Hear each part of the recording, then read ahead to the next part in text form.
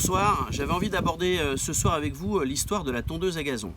Comme vous le savez, on pratique le golf depuis de nombreuses années, mais les tondeuses à gazon sont apparues que bien plus tard. En effet, les premiers entretiens se faisaient à la faux, à la faucille, ou alors on laissait des animaux tout simplement brouter l'herbe du parcours.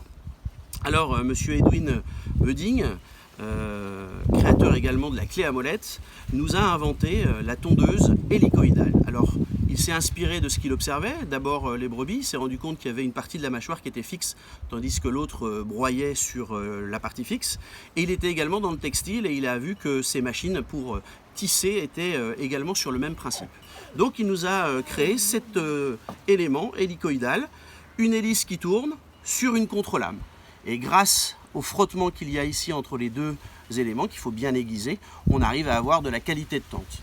Donc en 1830, tondeuse manuelle, et puis comme c'était à ce moment-là l'émergence du football, du cricket, de beaucoup de sports de plein air, vous imaginez que très rapidement il a monté son usine et a très bien fonctionné.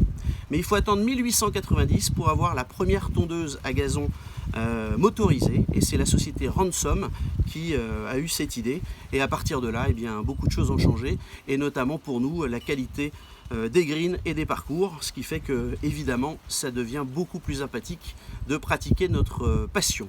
Voilà, bonne soirée à tous. Edwin Budding, tondeuse à gazon 1830 et motorisée par Ransom en 1890. Bonne soirée.